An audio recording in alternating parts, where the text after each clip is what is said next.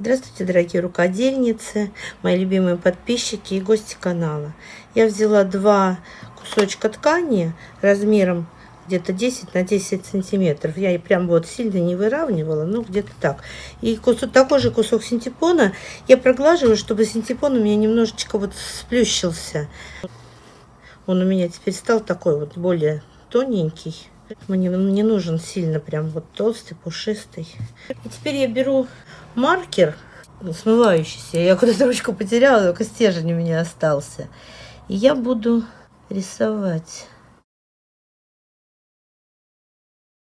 Вот. Теперь складываю лицом к лицу свои кусочки, а снизу у меня будет синтепон. И иду на машинку и вот так вот все прострочу. Естественно, я сначала скреплю все, чтобы у меня держалось это все. Прострочила. И теперь обрезаю по контуру, оставляя совсем небольшие припуски, миллиметра 3. Обрезаю острые уголочки и делаю надсечки, чтобы у меня все хорошо гладенько лежало, потому что мне надо будет выворачивать. Поддеваю, отделяю один слой ткани от другого и делаю небольшой разрез для того, чтобы вывернуть в одну сторону и в другую. Все, и выворачиваю.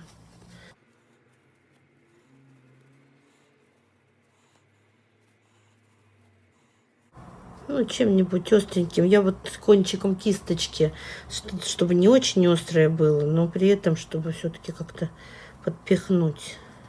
Вот. А это отверстие я вручную сейчас зашью.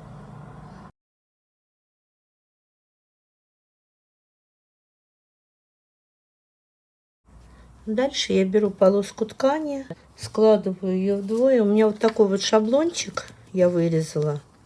Размеры я все нарисовала. Прикалываю его сюда.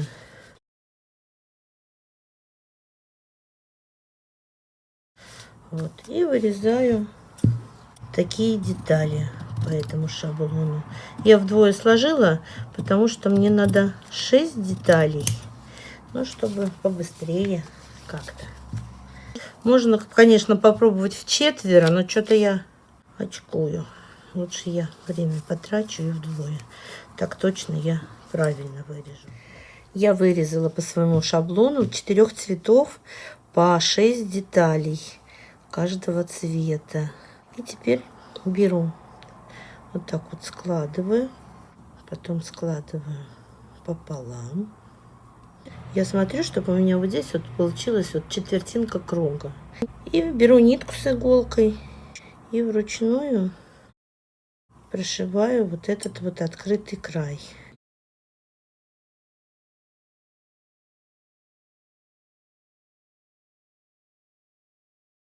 И вот так вот подтягиваю.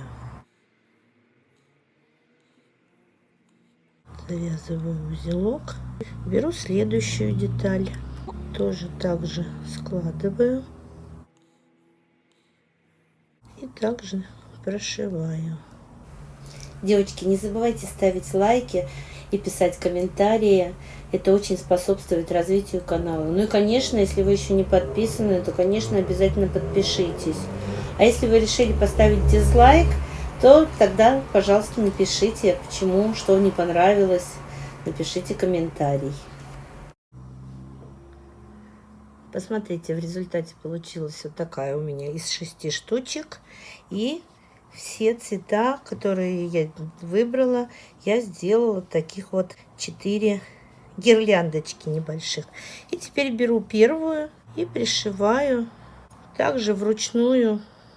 Так, я думаю, что лучше, если я их приколю сначала булавками, чтобы не держать всю эту конструкцию.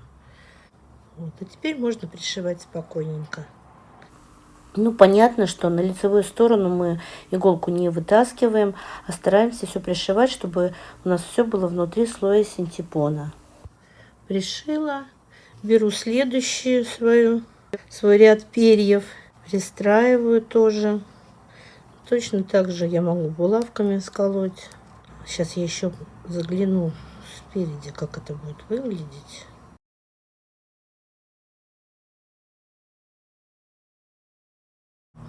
И опять беру иголку и пришиваю теперь уже следующий ряд к предыдущему. Но тоже стараюсь вот на верхний слой ткани, на лицевой, не вылезать, только с изнаночной стороны захватывать. Ну, это не сложно, потому что здесь же складочки всякие. И таким образом пришиваю все свои ряды. Посмотрите, уже что-то такое видно, что получается.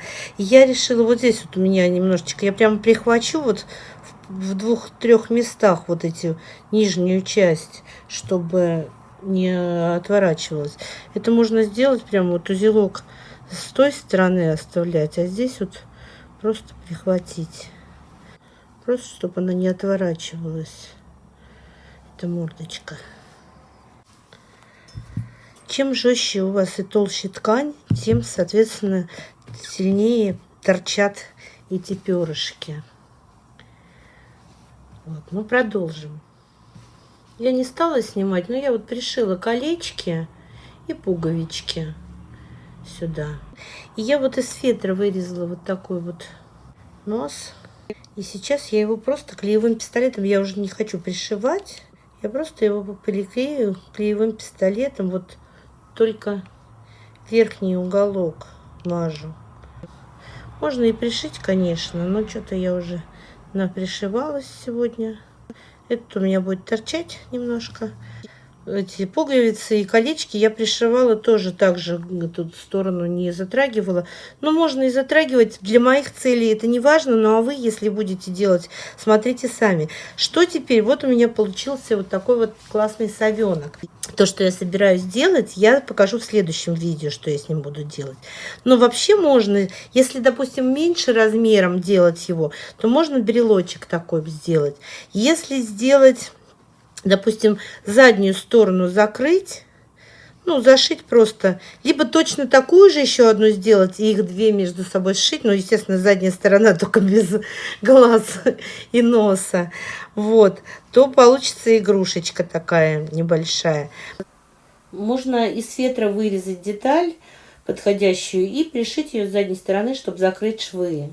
Можно синтепоном тоже так же вложить, сделать вот такого плана, только вот такого размера и формы деталь и пришить ее сзади, чтобы задняя часть оставалась, ну, закрытые швы. Если вам понравилось это видео, ставьте лайк, пишите свои комментарии, конечно же, подписывайтесь, не забывайте. И спасибо всем, кто досмотрел до конца.